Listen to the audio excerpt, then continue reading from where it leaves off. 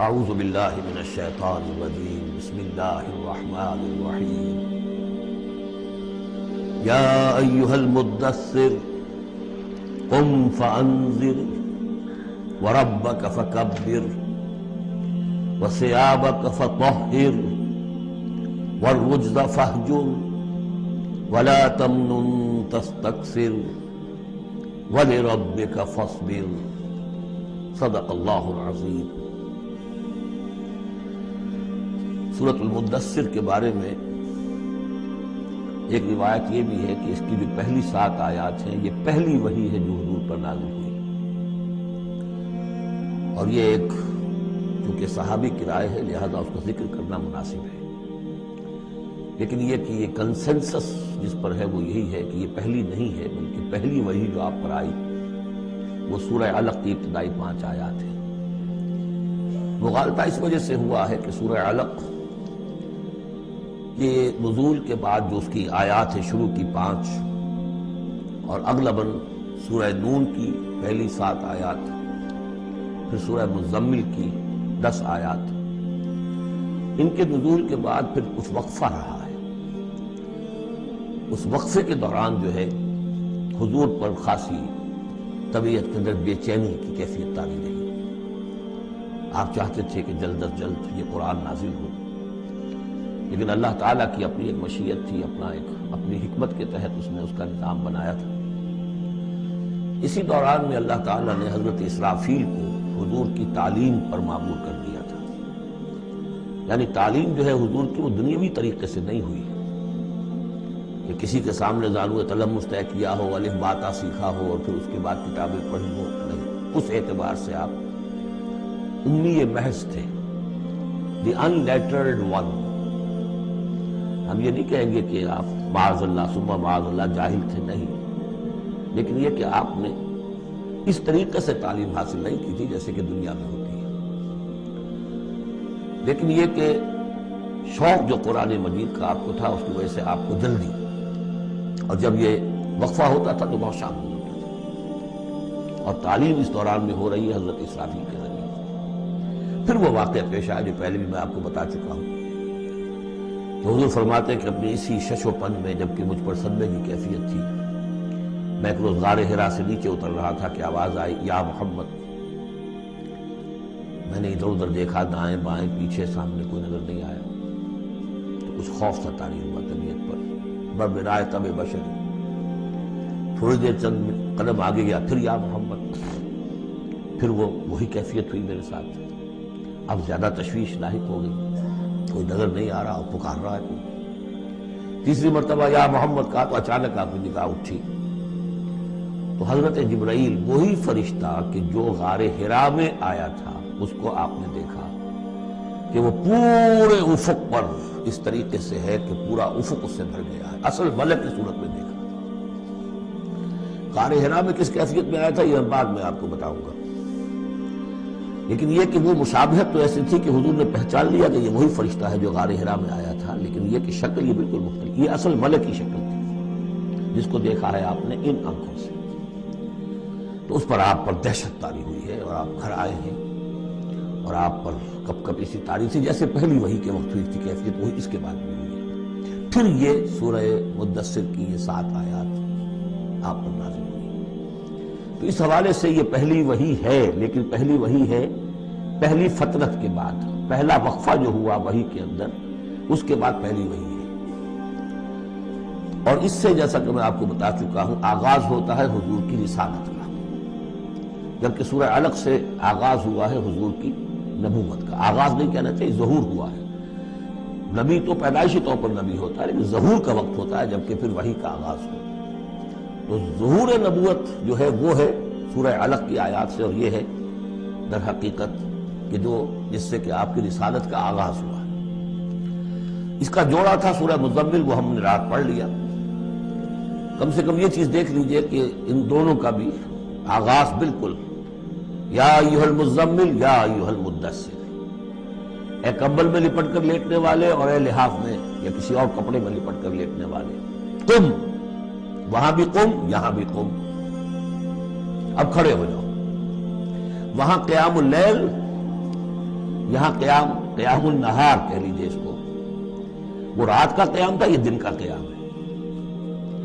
اس رات کے قیام سے آپ کے اندر روحانی ترقی کو بڑھانا مقصود تھا، تاکہ جو بھاری بوجھ آپ کے کندھوں پر یہ سورہ مدثر کی آیات کے حوالے سے آنے والا ہے، اگرچہ آپ معراج انسانیت میں پہلے سے فائز تھے، وَإِنَّكَ لَعَلَىٰ خُلُقٍ عَظِيمٍ، یہ تو ہم سورہ نور میں پڑھ چکے ہیں، لیکن یہ کہ اس بوجھ کو اٹھانے کے لیے عام انسانی اخلاق سے بھی بلندتر روحانی طاقت کی ضرورت تھی، اور وہ اسی طریقے سے پیدا ہو سکتی تھی کہ یہ قرآن مجید کو آپ خوب کوٹ کر اپنے اندر اس کو داخل کیجئے، جذب کیجئے۔ رتل القرآن ترتیلا، ہیمر اٹ ڈاؤن۔ حالانکہ کتنا قرآن اس تک نازل ہوا تھا، مطلب repeat repeat and repeat and repeat, جیسے آپ زور زور سے کسی چیز کو ہیمر کرنے کے لیے ٹھوک رہے ہیں تو اس کو ہیمر کرتے ہیں۔ تو میں تو یہی لفظ استعمال کرتا ہوں، قرآن کو hammer it down into your heart, آپ کے دل میں، آپ کے پورے وجود میں یہ سراج کرنا، جس کو اقبال نے خوبصورتی سے کہا، چوبہ جہاں در رفت جہاں دیگر شبت، جب جان کے اندر یہ قرآن سراج کرتا ہے۔ اب یہ جو سورہ مدثر ہے، اس میں البتہ اس کی پہلی 3 آیات بڑی اہم ہیں، اس کو اچھی طرح سمجھ لیجئے، ایک ایک آیت کو سمجھیے، یا ایھا المزمل یا ایھا المدثر، ان دونوں سے ایک بات سمجھ لیجئے کہ حضور کی زندگی کا ایک خاص دور ہے جو ان کے پس منظر میں ہے، جب آپ پر غور و فکر کا، سوچ بچار کا غلبہ ہو گیا تھا۔ آپ ایک بڑے عملی انسان تھے، میں آپ کو بتا چکا ہوں، بچپن اسرت میں گزرا ہے، پھر لڑکپن اور پھر اور جو ہے جس کو ہم کہتے ہیں ایڈولسنس، وہ بھی سخت مشقت میں گزری ہے۔ پھر آپ نے کاروبار کیا ہے تو ایک سمجھیے کہ ملازم کی حیثیت سے یا عامل کی حیثیت سے کیا ہے، سرمایہ آپ کے پاس تو تھا نہیں، سرمایہ دوسروں کا ہوتا تھا۔ پھر ایسا ہوا ہے کہ اللہ تعالیٰ نے حضرت خدیجہ رضی اللہ تعالیٰ عنہا کا رجحان پیدا کر دیا، شادی ہو گئی، تو کم سے کم یہ کہ دنیاوی اعتبار سے، مالی اعتبار سے آپ اب اطمینان بخش صورت پیدا ہو گئی۔ پھر آپ نے کاروبار کیا، کھل کر کاروبار کیا، لیکن اچانک حضرت عائشہ صدیقہ فرماتی جب آپ کی عمر شریف 40 برس کے لگ بھگ ہوئی تو آپ کے اندر خلوت گزینی محبوب ہو گئی، حبب الیہ خلا، ملنا جلنا اب طبیعت مائل نہیں ہے۔ پہلے ہم کہہ سکتے ہیں کسی طور سے ایکسٹروورٹ انداز بھی تھا، لیکن اب اس کا وہ بیلنسنگ پارٹ آ رہا ہے انٹروورٹ کا۔ اب غور و فکر ڈھونڈی، میرے نزدیک ایک ہی فرد نوع بشر ہے جو کلیتاً بیلنسڈ ہے انٹروورٹ اور ایکسٹروورٹس کے درمیان، اور وہ محمد رسول اللہ ہے، ایک ہی۔ بہرحال اس پر جو دور آیا سوچ بچار کا، تو جو آپ غار حرا میں جا کر بیٹھتے تو کیا کرتے تھے؟ الفاظ حدیث میں آئے ہیں حضرت عائشہ سے جو منقول ہے، کان یتحنس فی، وہاں کچھ عبادت کرتے تھے۔ اب عبادت کیا کرتے تھے؟ تو شارحین حدیث کا اس پر اتفاق ہے کہ کان تحنسہ تعبدہ فی غار حرا التفکر والاعتبار، غور و فکر، سوچ بچار، یہ کیا ہے، معاشرے کی حالت کیا ہے، اخلاقی زوال کی انتہا ہے، اس پر غور و فکر۔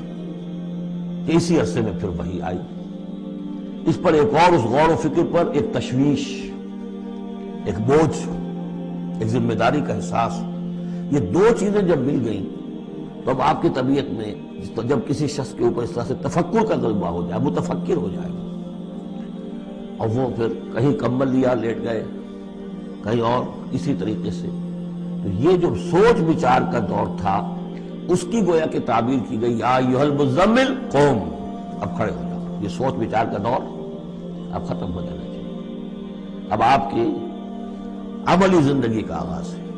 یا ایھا المدثر قم، وہ قیام اللیل، یہ قیام النہار۔ قیام النہار میں جو آپ کے ذمہ رسالت کی ذمہ داری ہے وہ کیا ہے؟ قم فانذر، خبردار کر۔ اس پر ہم بہت غور کر چکے ہیں کہ نبی کی دعوت کے لیے سب سے اہم اصطلاح یہ ہے، انذار۔ سورہ انعام سے شروع ہو گیا تھا، قل اوحی الی ھذا القرآن لانذرکم بہ ومن بلغ، کہہ دیجئے یہ قرآن مجھ پر وحی کیا گیا ہے تاکہ میں اس کے ذریعے سے تمہیں خبردار کروں۔ تو خبردار کرنا کہ یہ نہ سمجھو کہ بس یہ جیسے حیوانات ہیں، یہاں پیدا ہوئے، چرا چگا، ختم ہو گئے، نسیاں منسیاں ہو گئے، تم حیوان نہیں ہو، کچھ اور ہو، تمہارے اندر اللہ نے اپنی روح پھونکی ہے، عظیم ترین امانت کائنات کی، جسے نہ پہاڑ اٹھا سکے نہ آسمان اٹھا سکے، وہ امانت ہے جو تم نے اٹھائی ہے، اور اس امانت کی جواب دہی ہے، ذمہ داری ہے، اس کی اکاؤنٹیبلٹی ہے، تمہیں سب کو مرنے کے بعد اٹھا لیا جائے گا۔ واللہ لتموتن کما تنامون ثم تبعثن کما تستيقظون ثم لتحسبن بما تعملون ثم لتجزون بالاحسان احسانا وبالسوء سوءا وانها لجنة ابدا او نار ابدا۔ یہ ہے انذار، نبی کی دعوت کا نقطۂ آغاز انذار آخرت۔ لیکن اس کا ہدف کیا ہے؟ اس کا ہدف جو ہے کوئی خانقاہی نظام بنانا نہیں ہے، اس کا ہدف صرف کوئی تعلیم و تعلم کا نظام قائم کرنا نہیں ہے۔ ہدف کیا ہے؟ ربک فکبر، اپنے رب کو بڑا کرو۔ کیا مطلب ہے؟ رب تو بڑا ہے، کیا بڑا کریں گے؟ اس کی بڑائی مانی نہیں جا رہی، اس کے خلاف بغاوت ہے۔ ظہر الفساد فی البر والبحر، اس کی بڑائی منواؤ، اس کی بڑائی نافذ کرو۔ اسی کے لیے یہی لفظ ہے، وہ نیوکلیس ہے جس سے کہ پھر سمجھیے بیج ہے یا گٹھلی ہے جس سے کہ تمام الفاظ نکلے ہیں۔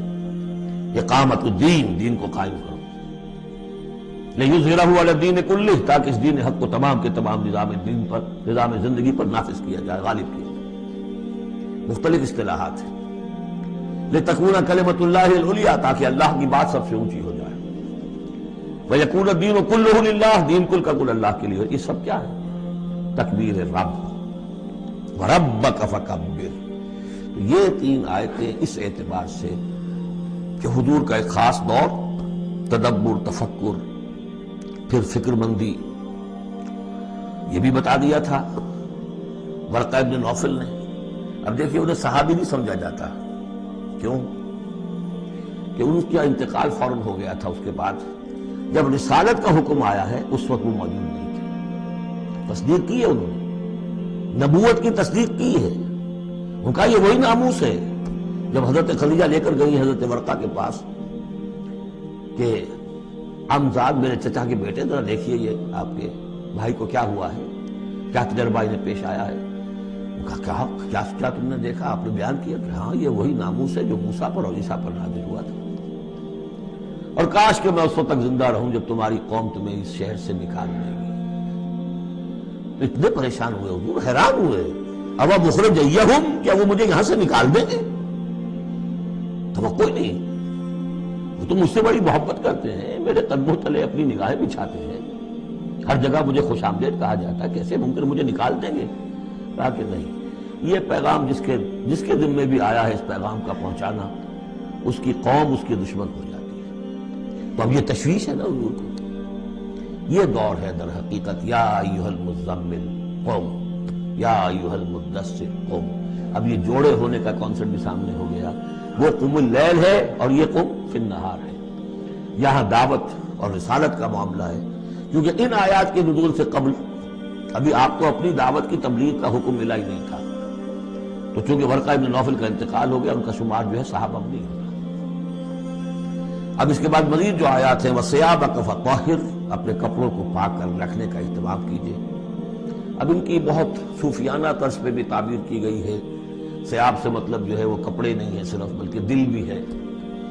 وَالرُّجْزَ فَاجُر، ہر قسم کی گندگی سے، گندگی ظاہری ہو اور یا باطنی ہو، باطنی گندگی ہے کہ اللہ کے سوا کسی اور سے لو لگی ہوئی ہو، اس شرک کو اندر سے کاٹیے، اور کوئی نجاست ہے تو اس کو باہر سے صاف کیجیے۔ وَلَا تَمْنُن تَسْتَكْثِرْ، اور دیکھیے ایسا نہ کیجیے کہ کسی پر احسان دھرے کہ آپ کو جواب میں اس سے بھلا خیر کوئی ملے۔ آدمی کرتا ہے میں دے رہا ہوں، یہ ملے گا واپس، یہ بھی کبھی دے گا۔ آپ اس کو زیادہ چاہنے کی توقع بھی نہ دیجیے۔ یہ تو عام ترجمہ کیا گیا ہے، لیکن مجھے پسند ہے جو مولانا اصلاحی صاحب نے ترجمہ کیا ہے۔ وَلَا تَمْنَن، منن کے معنی توڑنے کی بھی ہوتے ہیں، کاٹ دینا۔ وَلَا تَمْنُن، دیکھو اپنی اس جد و جہد کو، اپنی اس جو بھی آپ کے ذمہ فرض منصبی عائد کیا گیا ہے اس کے ضمن میں اپنی کوشش کو منقطع نہ کر دینا، جو بھی حالات ہوں جاری رکھنا۔ تستکثر، بہت بڑے نتیجے نکلیں گے انشاءاللہ، کثرت کے ساتھ آپ کو وقت تو لگے گا، لیکن یہ کہ پھر آپ کا جو ہے بول بالا ہوگا۔ وَلِرَبِّكَ فَاصْبِرْ، اور اپنے رب کے لیے صبر کیجیے۔ اور یہ میں عرض کر چکا ہوں، صبر کے ساتھ لام آ جائے تو انتظار کیجیے، اپنے رب کے حکم کا انتظار کیا کیجیے، جو بھی حکم آئے اس پر عمل کیجیے۔ یہ 7 آیات ہیں تو یوں سمجھیے کہ اس سورت کا ایک خاص جو ہے مناسبت قائم ہوتی ہے سورہ علق سے. اس سورت کے بھی 3 حصے ہیں، کل ہم دیکھیں گے انشاءاللہ. اس سورت کے بھی 3 حصے ہیں. پہلے حصے میں تو حضور سے یہ خطاب آ گیا، مکمل ہو گیا 7 آیات میں. اب اس کے بعد 3 آیات میں قیامت کا نقشہ کھینچا گیا. فَإِذَا نُقِرَ فِي النَّاقُورِ، جب سور میں پھونکا جائے گا. فَذَلِكَ يَوْمَئِذٍ يَوْمٌ عَسِيرٌ، تو وہ دن بہت سخت دن ہوگا. عَلَى الْكَافِرِينَ غَيْرُ يَسِيرٌ، کافروں پر وہ ہلکا نہیں ہوگا. یہ وہی دن ہے جس کے بارے میں سورہ مزمل میں ہم پڑھ چکے ہیں. یوم یجعل الولدان شیبا السماء منفطر بہ، پھٹ پڑنے کو ہے آسمان اس کے ساتھ. اور وہ دن ایسا ہے کہ جو بچوں کو بوڑھا کر دے. اور تیسرا حصہ وہی ذرنی، جیسا کہ سورہ مزمل میں بھی ہم دیکھ چکے، سورہ نور میں بھی دیکھ چکے. وَذَرْنِي وَمَنْ خَلَقْتُ وَحِيدًا، چھوڑیے مجھ کو اور اس کو جس کو میں نے بنایا ہے اکلوتا، اکیلا. اس کے بارے میں اجماع ہے کہ یہ آیات جو ہیں ولید بن مغیرہ کے لیے نازل ہوئی. بڑی جائیدادیں تھیں اس کی دونوں شہروں میں، قریتین عظیم، جو ایک مکہ اور ایک طائف ٹوین سٹیز تھی. اور اس کی جائیداد، اس کے باغات، پیسے بہت، اللہ نے اولاد بہت دی تھی. خود یہ اکلوتا تھا اپنے ماں باپ کا. وحیدہ بنایا میں نے، اسے اکیلا تھا وہ. وجعلت لہ مالا ممدودا، اور اسے میں نے بہت سا مال دے دیا جو پھیلا ہوا مال ہے، شہروں کے اندر جائیداد ہے بکھری ہوئی ہے. وہ بنین شہودا، اور بیٹے میں نے دیے اسے جو اس کے نگاہوں کے سامنے رہتے ہیں. یہ بھی کسی شخص کی تونگری اور مرفہ الحالی کی علامت ہے کہ بیٹے اس کے نگاہوں کے سامنے ہوں. وہ ایکسپورٹ نہ ہو گئے ہوں امریکہ اور یورپ. معلوم ہوا کہ وہ تو گئے ہوئے ہیں بیٹے، ان کو دیکھنے کو بھی آنکھیں ترستیاں ہیں. وہ تو پھر معلوم ہوا کہ کوئی بڑی ہی پتلی حالت ہے. شہودا، بیٹے سامنے موجود. وَمَهَّدتُّ لَهُ تَمْهِيدًا، میں نے اس کے لیے خوب بستر بچھا دیا تھا، خوب تمہید کی تھی. ثُمَّ يَطْمَعُ أَنْ أَزِيدَ، پھر وہ چاہتا ہے کہ میں اور بھی دوں اسے. کلا، اب نہیں. إِنَّهُ كَانَ لِآيَاتِنَا عَنِيدًا، یقیناً وہ ہماری آیات کا مخالف اور دشمن بن گیا. وہ تھا کہ ذہین بھی بہت تھا یہ شخص، اور یہ محسوس کرتا تھا کہ جو محمد کہہ رہے ہیں ٹھیک ہے، لیکن یہ کہ یہ ساری میری جائیدادیں، میرے رشتے، میری دوستیاں، میری چودراہٹ، اس سب کا رسم کیسے لے لوں. تو یہی وہ شخص ہے جو سب سے زیادہ کمپرومائز کے لیے آپ پر زور ڈالتا تھا کہ محمد اس طرح نہ کرو، کچھ نہ کچھ اپنی بات منوا لو، کچھ لوگوں کی مانو. یہ جو رفت پڑ رہی ہے، یہ house divided amongst itself can not stand, قریش جو ہے آپس میں تقسیم ہو جائیں گے تو پھر ہماری حیثیت کیا رہے گی. بہت مدبر انسان تھا، ایسا نہیں تھا کہ یہ اس کی ساری ذہانت اور فطانت جو ہے جس کو آپ ورلڈلی وائز کہتے ہیں، وہ بہت ذہین تھا اس اعتبار اس دنیا کے حوالے سے. اور وہی شخص تھا تو اس کا معاملہ یہ ہوا کہ ایک مرتبہ یہ کہیں گفتگو ہو رہی تھی بیٹھ کر چوپال میں کہ کیا کہیں ہم میں سے کوئی کہتا ہے یہ جادوگر ہے، کوئی کہتا ہے یہ شاعر ہے. باہر سے لوگ آتے ہیں، وہ جب سنتے ہیں مختلف قول تو وہ پریشان ہو جاتے ہیں، وہ سمجھتے ہیں کہ یہ خود پریشان ہے. جب یہ مختلف الخیال ہیں تو چلو میں خود جا کے اس شخص سے مل کر دیکھوں وہ کیا ہے. تو اس سے بہتر یہ کہ ہم ایک کریں، ایک بات کہیں. تو اب یہ کہ کیا کہیں، اس پر مسئلہ پیدا ہو گیا. تو اب یہ کہ یہ گیا تھا حضور کے پاس بات کرنے، اور وہاں انہیں کچھ اندیشہ ہوا کہ یہ تو کچھ اثر ہو گیا، معلوم ہوتا بدل گیا. یہ واپس آیا ہے، پوچھا کہ کیا خیال ہے، کیا ہم اسے کہیں کہ شاعر ہے؟ کہ نہیں، میں شاعروں سے مجھ سے خوب واقف ہوں، جو محمد کلام پیش کر رہے ہیں وہ شعر نہیں، شاعر نہیں، کچھ اور چیز. اچھا ہم کاہن کہہ دیں انہیں؟ نہیں، میری کاہنوں سے تعلقات ہیں، دوستیاں ہیں، میں جانتا ہوں کاہنوں کا کردار کیسا ہوتا ہے، کاہن کے قول کیسا ہوتا ہے. وہ زو معنیین بات کرتے، ادھر بھی لگ جائے ادھر بھی لگ جائے. یہ کرتا ہے دو ٹوک بات، تو پھر کیا کہیں. ان کو یہ سمجھ میں آیا کہ یہ تو گیا، اس پر تو جادو چل گیا محمد کا. لیکن اس نے جب تیور دیکھے تو کہا یہ کہا جا سکتا ہے کہ یہ جادو ہے جو منقول ہے، پیچھے سے چلا آ رہا ہے. اب یہ جو اس کی گفتگو میں جو اس کی رد و قدا ہوئی ہوگی، ضمیر میں ملامت کی، کچھ نے ضمیر کو دبایا، کچھ اپنی مصلحتوں کو سامنے رکھ کر جو بات، اس کا ایک نقشہ کھینچا گیا ہے. یہاں فصاحت و بلاغت کی انتہا ہے. سأرهقه صعودا، میں اسے چڑھائی چڑھواؤں گا، وہ عذاب جو ہم پہلے پڑھ چکے ہیں. یسلکہ عذابا صعدا، وہ عذاب کے جو جس کی سختی اور شدت بڑھتی چلی جائے. انہ فکر وقدر، اس نے غور کیا، کچھ اندازہ کیا. کہ حق کو ماننے کا کیا نتیجہ نکلتا ہے، نہ ماننے کا کیا نتیجہ نکلتا ہے، وہ بیلنس بنا رہا ہے اپنے ذہن میں. انہ فکر وقدر فقتل کیف قدر، تو ہلاک ہو جائے کیسا غلط اس نے اندازہ ٹھہرایا.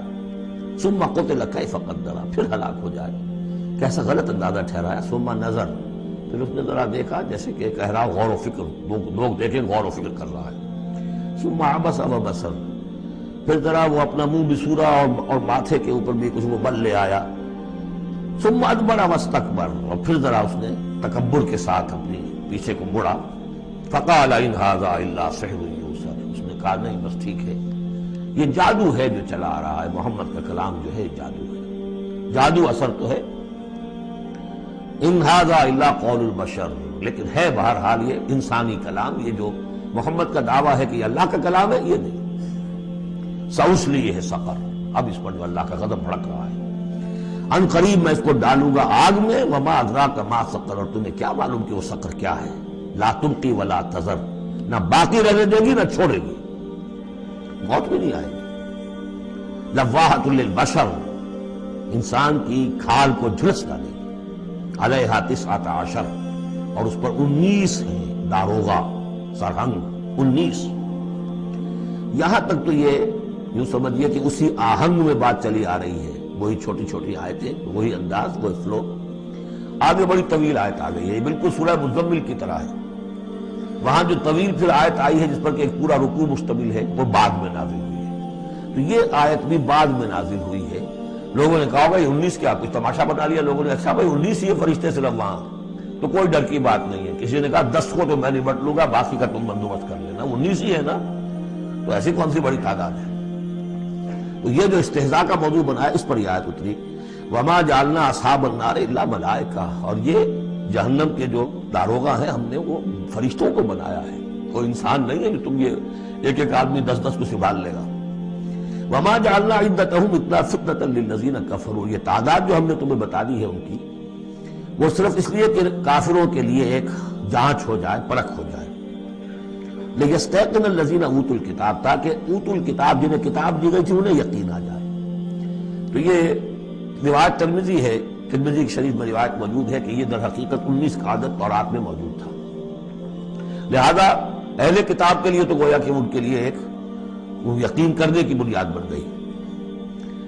لیستيقن الذین اوتوا الکتاب ویزداد الذین آمنوا ایمانا، اہل ایمان کے تو ایمان میں اضافہ ہوگا، وہ جو بھی اللہ کی طرف سے وہی پڑھ کر سنائیں گے محمد رسول اللہ، ان کا ایمان کامل ہے، ان کے ایمان میں اضافہ ہوگا. ولا یرتاب الذین اوتوا الکتاب والمؤمنون، اور تاکہ نہ شک میں پڑے نہ تو وہ اہل کتاب جن کو پہلی کتاب دی گئی تھی اور نہ مسلمان. ولا یقول الذین فی قلوبہم مرض، اور تاکہ کہیں وہ لوگ جن کے دلوں میں روگ ہے، جو حق کو ماننا نہیں چاہتے. والکافرون، اور کافر جو طے کر چکے ہیں کہ ہم نے کسی صورت ماننا ہی نہیں ہے. ماذا اراد اللہ بہذا، مسئلہ یہ کیا اللہ نے 19 کا آزاد کر کے کیا مراد ہے اس سے. کذالک یضل اللہ من یشاء، اسی طرح اللہ تعالیٰ گمراہ کر دیتا ہے جس کو چاہتا ہے. ویہدی من یشاء، اور ہدایت دیتا ہے جس کو چاہتا ہے. وما یعلم جنود ربک الا ھو، اور تیرے رب کے جو لشکر ہیں انہیں تو کوئی جانتا ہی نہیں سوائے اس کے. وما ہی الا ذکریٰ للبشر، اور یہ جو آیات قرآنیہ ہیں، یہ مؤنث آیا ہے تو آیات کے اوپر اس کو لے جائیے، یہ کچھ نہیں ہے سوائے اس کے کہ انسانوں کے لیے یاد دہانی ہے، نصیحت ہے، تذکیر ہے، تذکرہ ہے. اب یہ 31ویں آیت تھی کہ جو اتنی لمبی تھی، وما جعلنا اصحاب النار الا ملائکہ سے شروع ہو کر یہ صاحب بتا رہا ہے کہ اس کا اسلوب مختلف ہے، یہ یا مدنی دور کی ہے یا یہ کہ بہرحال یعنی یوں سمجھیے کہ ہجرت سے متصل قبل کی، جیسے وہ آیت میں آپ کو بتا چکا ہوں. اب یہاں سے پھر وہی آہنگ شروع ہو رہا ہے جو پہلے تھا. کلا والقمر واللیل اذ ادبر والصبح اذا اسفر انہا لإحدی الکبر، کیوں نہیں، قسم ہے چاند کی، اور قسم ہے رات کی جبکہ وہ پیٹھ موڑے، پیٹھ پھیرے جانے لگے. والصبح اذا اسفر، اور قسم ہے صبح کی جبکہ وہ روشن ہو جاتی ہے، روشن کر دیتی ہے. اس میں اشارہ ہو رہا ہے در حقیقت کہ فترت وحی کی رات چلی آ رہی تھی. 600 برس سے نزول وحی کا سلسلہ منقطع تھا، وہ جس کا انہوں نے جنات میں تذکرہ کیا تھا من بعد کتاب موسیٰ. اس میں بس روشنی ہوتی تھی تو ایسی ہی جیسے کہ مستعار روشنی چاند کی روشنی ہوتی ہے، جو راتوں کو بھی ہوتی ہے. بس اس درجے میں ہدایت آسمانی اور ہدایت خداوندی دنیا میں رہ گئی تھی. لیکن اب محمد رسول اللہ کی رسالت و نبوت کا خورشید طلوع ہو گیا ہے، اب دن روشن ہو گیا. کلا والقمر واللیل اذ ادبر والصبح اذا اسفر، ان تین کو قسموں کو ذرا یاد رکھیے گا، یہ آگے چل کر بڑی اہمیت کے ساتھ ان کا حوالہ پھر آئے گا کہ رات کی تاریکی تھی، اب رات جا رہی ہے، اور اس میں جو تھی صرف چاند کی روشنی تھی جو مستعار تھی. سابقہ نبوتوں کی تعلیم وغیرہ جو بھی تھی باقی تھی، کچھ بگڑ گئی، کچھ تھی، کچھ پولیوٹڈ ہو گئی، کچھ صحیح تھی. اب سورج طلوع ہو گیا، والصبح اذا اسفر انہا لإحدی الکبر، اور اب یہ ایک بہت بڑی باتوں میں کی ایک بات ہے. نبوت محمدی کو معمولی بات نہیں، رسالت محمدی انہا لإحدی الکبر نذیرا للبشر، خبردار کرنے کے لیے انسانوں کے لیے. لمن شاء منکم ان یتقدم او یتأخر، جو بھی تم میں سے چاہے کہ وہ آگے بڑھے یا پیچھے رہ جائے. ابو بکر آگے بڑھے، ابو لہب پیچھے رہ گیا، ہمیشہ کے لیے پیچھے رہ گیا. حمزہ اور عمر ذرا تھوڑی دیر کے بعد آ گئے، درجات ہیں. لمن شاء منکم ان یتقدم او یتأخر، جو بھی تم میں سے چاہے تقدم کرے، آگے بڑھے، صدیقیت کا مقام حاصل کر لے. جو شخص چاہے ذرا اور تھوڑی دیر انتظار کر کے آئے گا، والذین تبعوہم بإحسان کے درجے میں آئے گا، سابقون الاولون کے درجے سے نکل جائے گا. اور پھر کیا کہ اس کے بعد ایسے بھی ہوں گے کہ جن کو بالکل ہمت ہی نہیں ہوگی، وہ واقعتاً مستقل طور پر کفر میں رہ گئے. لمن شاء منکم ان یتقدم او یتأخر کل نفس بما کسبت رہینہ، ہر جان جو کچھ کہ اس نے کمایا ہے اس کے عوض رہن ہے، اسے وہ چیز اب وصول کرنی ہوگی. الا اصحاب الیمین، سوائے ان کے کہ جو داہنے والے ہوں گے، جنہیں دیا جائے گا ان کا اعمال نامہ داہنے ہاتھ میں. فی جنات یتساءلون، وہ جنتوں میں ہوں گے، ایک دوسرے سے پوچھتے ہوں گے عن المجرمین، گناہگاروں کے بارے میں. ما سلککم فی سقر، تم لوگوں کو کس چیز نے جہنم میں ڈالا، تم لوگ کیوں اس جہنم کے اندر پڑے. قالوا لم نک من المصلین، وہ کہیں گے کہ ہم نہیں تھے نماز پڑھنے والے. ولم نک نطعم المسکین، اور ہم نہیں تھے مسکین کو کھانا کھلانے والے. ورنہ وکنا نخوض مع الخائضین، اور ہم تو ایسے ہی بس مذاق ہی میں لگے رہے، باتوں کی بال کی کھال اتارتے رہے، ہم نے سنجیدگی سے سوچا ہی نہیں. وَكُنَّا نُكَذِّبُ بِيَوْمِ الدِّينِ، اور سب سے بڑھ کر یہ last but not the least, ہم جزا و سزا کے دن کا انکار کرتے رہے. حتیٰ أَتَانَا الْيَقِينُ، یہاں تک کہ موت کا وقت آ گیا. فَمَا تَنْفَعُهُمْ شَفَاعَةُ الشَّافِعِينَ، تو اب ان کے لیے ہرگز دفع بخش نہیں ہوگی شفاعت کرنے والوں کی کوئی شفاعت. فَمَا لَهُمْ عَنِ التَّذْكِرَةِ مُعْرِضِينَ، تو کیا ہو گیا ان کو یہ تذکرہ، یہ ذکر، یہ قرآن جو محمد پیش کر رہے ہیں صلی اللہ علیہ وسلم، اسے اعراض کیوں کر رہے ہیں. کأنہم حمر مستنفرہ، حمر مستنفرہ، ایسے ہیں کہ جیسے یہ گدھے ہیں جو بدک گئے ہیں. فرت من قسورہ، شیر کو دیکھا ہو، کبھی آپ نے دیکھا ہوگا ٹیلی ویژن وغیرہ پر، تو افریقہ کا نقشہ دکھایا جاتا ہے کہ ذرا شیر کی آہٹ دیکھتے ہیں، اور پھر زیبرے جس طرح بھاگتے ہیں دمڑ دمڑ دمڑ کرتے ہوئے، ان کا پورا غول جو ہوتا ہے، وہ ہے اصل میں نقل کہ یہ لوگ جو ہے اس طریقے سے کانہم حمر، زیبرے بھی گدھے ہی ہے نا، کانہم حمر مستنفرہ فرت من قسورہ، کسی شیر کو دیکھ کر وہ بھاگتے.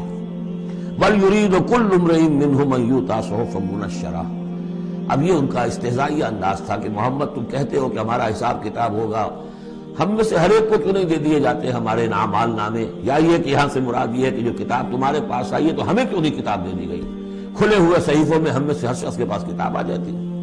کلا بل لا یخافون الآخرہ، ہرگز نہیں، یہ جو باتیں بنا رہے ہیں یہ اس لیے کہ آخرت کا خوف نہیں ہے ان کے دل میں. جب آخرت کا خوف نہ رہے تو جو باتیں چاہو بناؤ، جیسے وہ کہتے ہیں کہ بے حیا باس و ہر چے خواہی کن، ایک دفعہ حیا کا پردہ اٹھا دو پھر جو چاہو کرو. کلا انہ تذکرہ، ہرگز نہیں، یہ تو بس ایک یاد دہانی ہے، نصیحت ہے. فمن شاء ذکرہ، جو چاہے اس سے نصیحت اخذ کر لے. وما یذکرون الا ان یشاء اللہ، اور یہ نہیں اس سے نصیحت اخذ کر سکیں گے کوئی بھی مگر یہ کہ اللہ چاہے. هو اہل التقوی واہل المغفرہ، وہ ڈرنے کے لائق بھی ہے اور وہی مغفرت کا مجاز بھی ہے، جس کو چاہے وہ مغفرت کر سکتا ہے. اہل التقوی واہل المغفرہ.